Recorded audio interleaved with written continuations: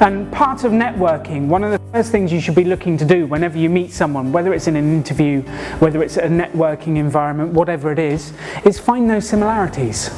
Find those similarities. Quickest way to do it is start asking questions. Start asking questions. So that's the first bit that I wanted to really give you, is that people like what's similar.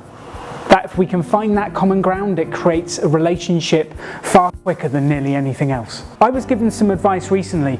Quite often people put out tenders in business for pieces of work you can apply for.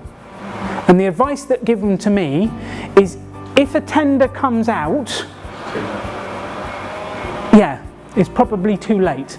If you've never spoken to anyone at that business who's tendering for who's trying to buy the piece of work, if you don't have any contacts, don't bother filling it out, because you're in a random putting in your CV as a business to win that, and it's a waste of my time doing it. And I think sometimes it's a waste of our time doing some of this stuff for the 20%. We need to find the other percent, because the weirdnesses that go on in companies, if you can find the right person to talk to.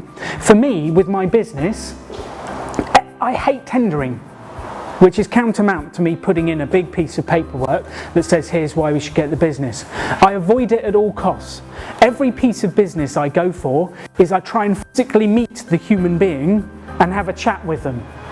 Sometimes they have to put a tender out afterwards because they need 3 quotes, but guess what they're really doing? They're just getting the 3 quotes to validate what I'm doing, and then they'll go with the person they've met and know. It's really interesting how this works. And if you actually really get to know the person in business, they will tell you, I need to get around procurement so I can buy you. Can you make sure your price comes in at 9,999 so it's not at 10,000? Or can you do this? Or can you tell me why you're completely unique so that I don't have to go through tendering?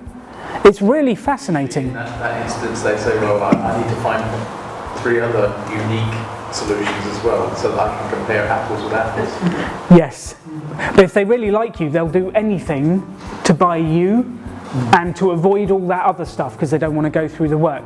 And it's similar in recruitment. If they really like you, they'll avoid putting it out there to the rest of the world because they don't want to do the work. They just want to hire you.